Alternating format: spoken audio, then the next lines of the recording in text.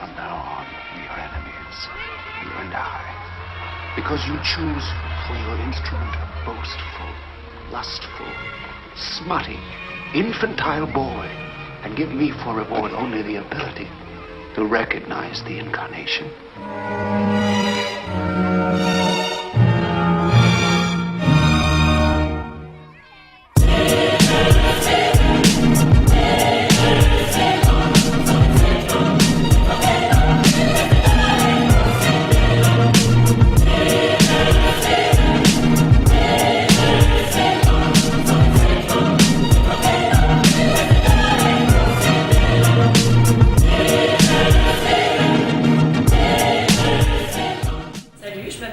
Sophie, artiste lyonnaise sous le nom de Opsicera, photographie, OPSI-SERA.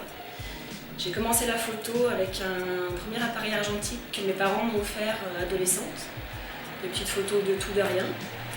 Et puis je faisais des photos pour moi, que je diffusais sur les réseaux sociaux et les sites de photographie, sans en parler à qui que ce soit. Et puis un jour, j'ai une amie qui tenait un établissement sur Lyon. J'en avais marre de voir mon travail sur internet et qui m'a proposé de faire une exposition photo.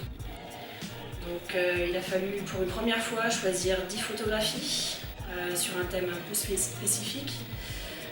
C'était assez dur pour moi parce que dans la foule de photos que j'avais en stock, il fallait que je choisisse les meilleures, celles qui paraissaient les plus importantes et les mieux à diffuser. Et puis je me suis lancée, j'ai relevé le défi.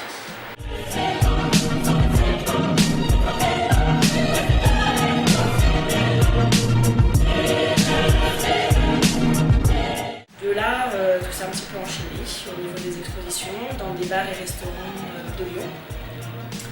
Et puis après dans des galeries et avec deux associations de photographie du club de Lyon en fait, avec lesquelles j'évolue. Donc voilà pour mes débuts en photographie. Dans ce que je propose, dans ce que je fais, comme je disais, il y a de tout, de rien. Des paysages, des scènes de vie, beaucoup de scènes de vie. On compare des fois à Douaneau, je trouve ça prétentieux, mais pour vous expliquer un peu ce que j'essaye de retranscrire en noir et blanc déjà souvent. Et puis avec des gens qui ne voient pas que je les photographie, on ne voit jamais leur visage. Ça peut être une maman qui passe avec une poussette à une personne avec ses chiens. Et puis il y a d'autres thèmes que j'essaye de privilégier, qui me parlent un petit peu plus, qui sont sur l'urbex et notamment l'exploration de lieux vraiment désaffectés où la plupart des gens n'osent pas rentrer.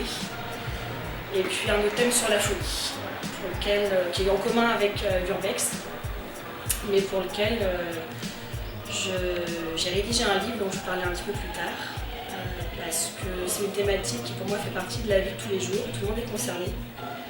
La folie à plusieurs niveaux, la folie amoureuse, la folie mentale, la folie professionnelle. On a tous à un moment le droit de péter son câble, pour parler vulgairement. Et malheureusement, beaucoup de gens estiment que quelqu'un qui est fou, un petit peu dérangé ou même malheureux, il n'a pas sa place chez nous. Donc pour désacraliser un petit peu ce sentiment-là, j'ai voulu en faire des photos et un livre. Donc là, c'est le fameux livre dont je parlais, voilà, La folie et ses mots. Un livre d'une centaine de pages pour l'instant, c'est mon premier jet, avec à chaque fois un petit texte que j'écris qui me fait penser à la mise en scène que je veux développer. Et puis des photos, voilà, un extrait de photos parce que j'en ai une série innombrable. Tous les lieux sont différents, toutes les ambiances sont différentes, en couleur, en noir et blanc, en France, hors France, en Rhône, hors Rhône, voilà, avec toujours cette même silhouette, qui est mon petit frère, qui je fais un gros bisou, qui se prête au jeu, voilà, qui essaye de capter comme moi l'ambiance, parce que finalement, je crois qu'on est un petit peu connectés sur le même délire, donc voilà, ça se passe tout seul et c'est nickel. Dans ces endroits-là, il y a toujours une part de flou, parce qu'on ne sait jamais sur qui on peut tomber dans le lieu, on ne sait jamais si les forces de l'ordre vont pas arriver pour nous déloger, parce qu'on n'a pas le droit d'être là à la base. Donc il y a un petit côté adrénaline qui est intéressant pour la personne qui est avec moi modèle, principalement mon frère, mais pour les autres. Et pour moi, donc ça rajoute un petit peu de piment à l'évolution dans ce type d'endroit. J'aime bien capter l'âme de l'endroit, que ce soit une usine, une maison désaffectée, parce que finalement, on ne sait pas ce qui s'est passé dedans. On ne sait pas s'il y a eu des meurtres, des suicides, je ne sais quelle autre chose, donc ça fait partie de l'histoire de cet endroit-là. Et j'essaye au maximum dans les photos d'essayer de le retranscrire. J'ai commencé les toutes premières photos sur cette thématique-là avec ma première modèle. Pour elle aussi, c'était sa première expérience. Je lui ai demandé si je pouvais la citer, je vais le faire, c'est Anne-Gilles. Ce qui a permis de me lancer, de prendre confiance en moi, et à elle aussi d'évoluer et d'être contactée, de prendre contact avec d'autres photographes. C'est à la demeure du chaos, donc là rien de mieux pour être inspiré que sur des photos un petit peu alternatives, underground et hors normes quand on a des idées hors normes. Que ça les dérange ou que ça leur plaise, ce que je veux c'est qu'ils se posent des questions. En étant devant, oulala j'aimerais pas y être, ou au contraire tiens c'est intriguant, peu importe. Même si c'est des critiques négatives en disant voilà mais vous n'avez pas le droit d'être là, c'est trop sombre, c'est trop triste. Ça fait partie du jeu pour moi et j'ai réussi mon pari parce qu'à un moment donné, ils se sont posés une question, ils se sont arrêtés sur mes photos. Du coup pour moi j'ai gagné ce que je veux.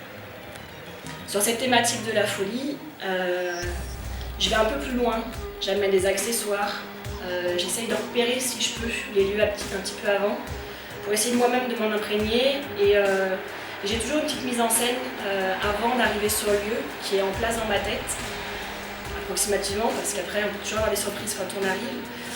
Et j'essaye de mettre mes modèles dans les mêmes conditions que moi, parce que c'est vraiment un échange.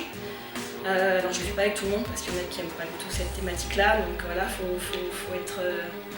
être aware, comme on dit, sur le sujet, parce que ça peut déranger, et ce que je veux, c'est qu'il y ait un véritable échange, une alchimie dans le lieu et dans la thématique, sinon la photo elle est fade, elle donne rien. Je prends l'exemple d'une amie, je vais la citer, Charlotte Abdeloy, qui a posé pour moi et dans un endroit bien spécifique. Je lui ai demandé de prendre une certaine position et elle a physiquement pleuré parce qu'elle a ressenti ce que moi j'essayais vraiment de faire transpirer dans la photo. Et pour moi c'était un moment magique parce qu'on était vraiment en connexion toutes les deux sur le but de cette séance-là dans cet endroit. J'ai sauté dessus, ne serait-ce qu'à Détroit. Je suis partie au mois de mars, Détroit, la ville, tout est abandonné, donc là c'était l'extase pour moi parce que c'était le summum de ce que je pouvais y voir. C'est des endroits donc urbex où je vais avec mon frère, voilà, qui est ma première source d'inspiration, mon petit frère de 8 ans plus jeune que moi. Il met sa capuche parce que la première photo qu'on a fait ensemble, il ne voulait pas qu'on voit son visage. Je lui ai dit écoute, t'as une capuche, mets ta capuche. Et de là, toute la série a décliné, c'est-à-dire qu'il met sa capuche, il est souvent habillé en noir, et lui il évolue dans l'endroit, il se move sans que je lui dise quoi que ce soit, moi je suis derrière, je le suis. Sur cette thématique-là, j'ai fait une page Facebook qui s'appelle La Folie et ses mots. Ces mots S-E-S, parce que pour ceux qui connaissent l'orthographe, vous comprendrez pourquoi, les autres, vous chercherez. La folie et ses mots, parce que la folie a tout un tas d'aspects. Et j'aimerais vraiment que cette page elle décolle parce que dans les photos que je fais, déjà moi je passe du temps, je fais des mises en scène, je prends beaucoup de temps à sélectionner les accessoires.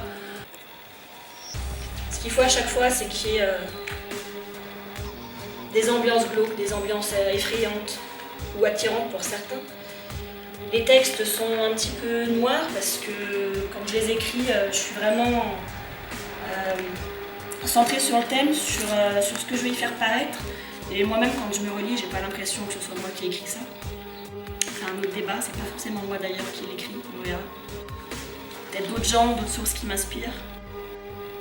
Mais voilà, tout ça pour dire que c'est un livre et une page Facebook que j'aimerais voir décoller.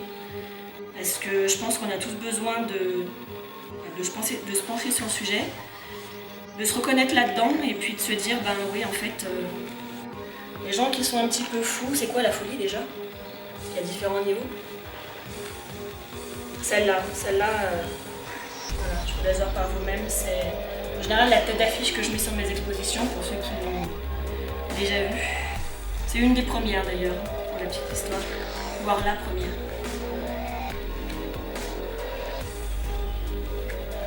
Alors, je ne vais pas passer sur tout le sujet, mais sur tout le livre, mais voilà, pour dire que dès qu'il y a un endroit, puis il ne faut pas que je montre tout parce qu'après on n'a pas envie de le voir. Voilà, ça va vraiment avec des mises en scène où il faut vraiment être...